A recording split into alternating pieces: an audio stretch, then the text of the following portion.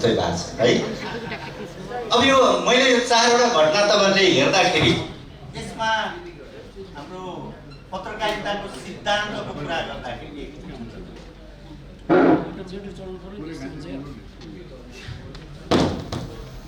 हामी पत्रकारिताको सिद्धान्त थाहा नभएको कोही पनि र मैले भनेको के भने यो शुद्धता एक्युरेसी भनेर एबिसी भनेर हामी भन्छौँ। यो 4वटा घटनामा एबिसी को पालना भयो कि भएन भनेर मैले यहाँ जोड्न खोजेको थियो, जसमा एक्युरेसी, शुद्धता, तथ्य को कुराहरू, एक्युरेसी, ब्यालेन्स, क्रेडिबिलिटीको कुराहरू चाहिँ हामीले त्यो 4वटा घटनामा पाउँछौँ। यहाँले पाउनु भएको छ कि त्यसमा शुद्धता वा तथ्यको मात्रा कति थियो, त्यसमा सन्तुलन गरियो कि गरिएन र त्यसको विश्वसनीयताको परीक्षण भएको छ कि छैन हैन, यी कुराहरू हामीले हेरेर मात्र ती घटना ठिक कि बेठिक भनेर हामीले भन्न सक्छौँ। त्यसैले एबिसी को कुरा पछाडि सुन्नु होला, सुनिया छ ठिक छ। त्यसो एबिसी को हामी कुरा गर्छौँ जहिले पनि पत्रकारिताको प्रारम्भिक पढाइमा नै। हामी त्यो +2 मा पत्रकारिता पढ्नुभयो भने हामीले पढ्ने थियौँ। हामी चाहिँ पिएचडी गर्छौँ भने पनि यही चिजहरू हामी हेर्छौँ हैन। पत्रकारिताको सिद्धान्त भनेर एक्युरेसी, ब्यालेन्स, क्रेडिबिलिटी, माथिल्ला घटनाहरूमा तथ्य र शुद्धताको हिसाबले कति ठिक थियो भनेर हामीले जज गर्न पर्दाखेरि पाइन्छ कि पाइँदैन,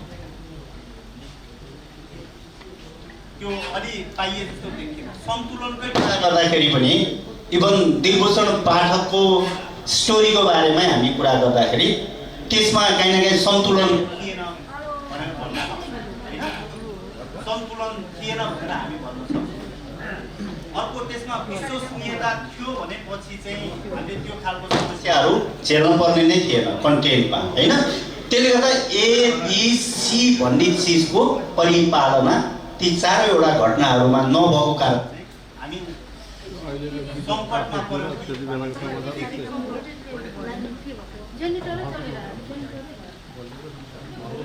एबिसी को परिपालना भएको भए आचार संहिताको ती माथिल्ला चिजहरू, कारबाहीहरू साथीहरूले झेल्नु पर्ने थिएन।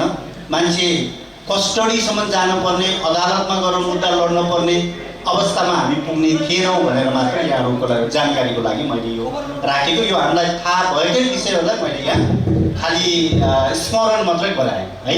त्योसँगै शुद्धता, आचार संहिताको पालना, स्वच्छता, निष्पक्षता, यी ग्यापहरू चाहिँ ती घटनाहरूमा हामी देख्न सक्छौँ हैन। त्यसले गर्दा हामी यहाँ चाहिँ जान पर्यो हैन। त्यो घटना वा त्यस्ता धेरै घटनाहरू नहुनको लागि हामी यहाँ चाहिँ पुग्नु पर्यो।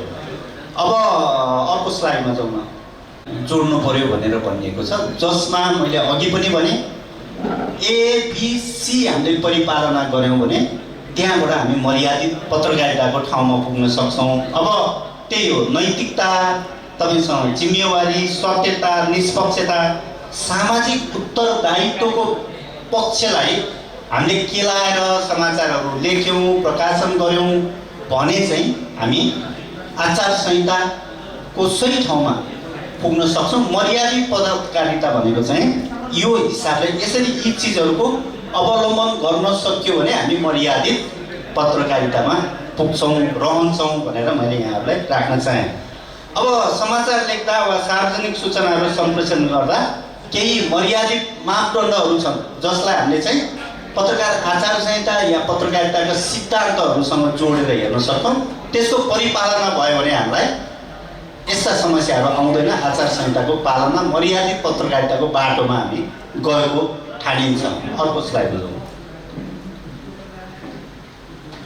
यी कुराहरू अघि पनि सत्यता, निष्पक्षता, नैतिकता, उत्तरदायित्व हैन, संवेदनशीलता जस्ता धेरै विषयहरूको परिपालना भयो भने चाहिँ हाम्रो के रहेछ भने उत्तरदायी, जवाबदेही पत्रकारितामा हामी पुग्न सक्दा रहेछौँ भनेर मैले यहाँहरू समक्ष यो राख्न चाहेँ। अर्कोमा जाउँ त, उत्तर दिन सक्ने ठाउँमा भयौँ भने हामी मर्यादित पत्रकारिता गरिरहेका छौँ भनेर हामीले मान्न पर्ने हुन्छ। जस्तै कुनै अपराधको समाचार लेख्दा आरोपीको पुष्टि नभएसम्म उसलाई दोषी ठहराउनु भएको छ कि छैन तपाईँले भन्दाखेरि मानुस प्रहरीले कसैलाई भ्रष्टाचारको अभियोग अख्तियार भ्रष्टाचारको अभियोग हामी चाहिँ अलि अदालतभन्दा पहिल्यै भ्रष्टाचारी घोषणा गरिदिरहेको हुन्छौँ। त्यसैले यो प्रश्नको ख्याल गरियो भने चाहिँ हामी मर्यादित पत्रकारितामा हामी रहन सक्छौँ भन्ने मलाई सर्वदलीय बैठकहरू हुन्छ अनि सीमित नेताहरू अझ एउटै पार्टीको पनि एउटा गुटको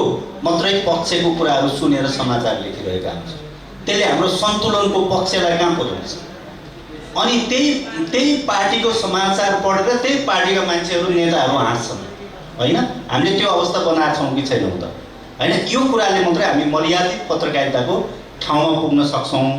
त्यस्तै आपतकालीन वा दुर्घटनाको रिपोर्टिङ गर्दा पीडितको गोपनीयता वा भावनाहरू हामी पत्रकार आचार संहिताले नै भनेको छ कि पीडितलाई थप पीडा दिने गरिकन केही पनि गर्नु भएन। हामीले समाचारहरू लेख्ने, जबरजस्ती जाने, माइक लाने, सोध्ने होइन, मान्छे पीडित छ त्यसमाथि धन पीडा दिने, उसलाई चाहिँ नबोली नहुने बनाउने खालको हाम्रो जुन टेन्डेन्सी छ, यस्ता प्रश्नहरूको उत्तर हामी दिन सक्छौँ भने हामी मर्यादित पत्रकारितामा छौँ